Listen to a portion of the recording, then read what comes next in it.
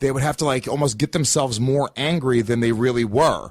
You know, it's like they're like, yo, what'd you say? What'd you say? And they'd start pumping up their chest and getting themselves worked up and getting themselves angry and like start pacing back and forth. And that's the Diaz brothers. You watch it happen when they come down to the cage. They're so fucking angry and heated and in the moment. And then there's certain guys that, you see a GSP on the other end where he's so like, he seems like he's almost like meditating and at ease and he's kind of like, clear headed.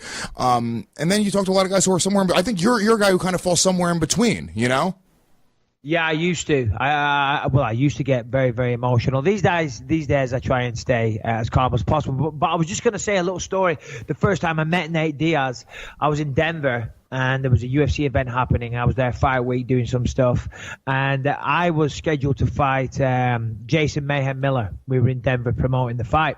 And I was in the elevator, and Nate Diaz walks in. I'm like, hey, Nate, how you doing? We shake hands briefly. And no conversation, just like one of those elevator rides. There was a few other people in there as well. So everyone's standing there, kind of looking at the ceiling or whatever, waiting for the ride to pass. And then the doors open. Nate gets out. And just as the doors are shutting, he leans back in. Oh, I forgot, man. Fuck Miller. And like stuck the two fingers up and then walks off. And I just thought that was hilarious. It was great. I was like, okay, I like this guy. He's cool. Yeah, how do you not love that, man? Yeah, exactly. He's, I forgot. Fuck Miller. Yeah. Walked off, so yeah, no. They're great, man. I mean, look, the Diaz brothers. Did you see he posted a video. I guess he does these like, Periscope videos of him like rolling joints and training for triathlons. Nick just doesn't give a fuck. Nick's the guy who's like, he's like, dude, I'm not going to stop smoking weed. Just so you guys know, I'm going to continue to smoke weed this whole time. Suspend me for 5 years. I just don't give a shit. You're allowed to smoke weed. Yeah. If you choose to, if that's what you like to do, you're allowed to smoke weed outside of competition.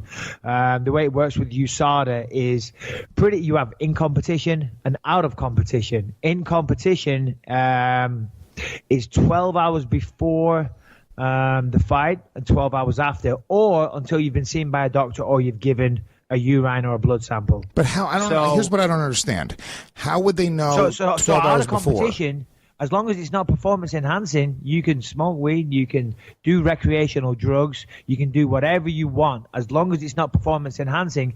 And if you go to the USADA website, there's all the information you need on there. There's every type of drug listed, every kind of substance which is allowed, which isn't allowed. And it's all in the category of in competition and out of competition. And if it's in or under the out of competition tab, then you can go to town. And if Nick Diaz wants to smoke weed, if John Jones wants to do cocaine, if anyone wants to do whatever they want to do, they can do it out of competition. Yeah.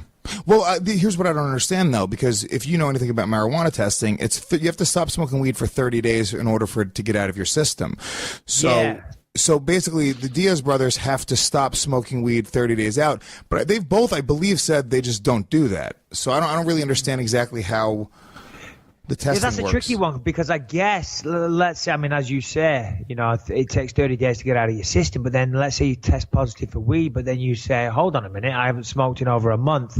Then you get into that territory of trying to prove when it should just be fucking legal. Mike, can you just say this now? Can I ask you? Because I know, like, it's not the dumbest rule. Okay, go ahead. Ask me the question. Is that not the dumbest rule in MMA? Shouldn't people be able to fucking smoke weed? I'm talking about right before they get in the cage. Who cares? No. Why not? No. Well, first and foremost, I don't think weed should be a legal drug. I don't think marijuana should be legal. I think it's a gateway drug, and children start on that, and then they go on to other things. And you can say whatever you want, but that's how I feel, Luis J. Gomez. They've done studies. Alcohol is more of a gateway drug, Mr. Michael Bisping. Pardon me? What did you say? They've done studies, and alcohol is more of a gateway drug. It's been proven time and time again. That's a myth. Yeah, but don't tell me that when you listen. I haven't got a stick up my ass. People please themselves.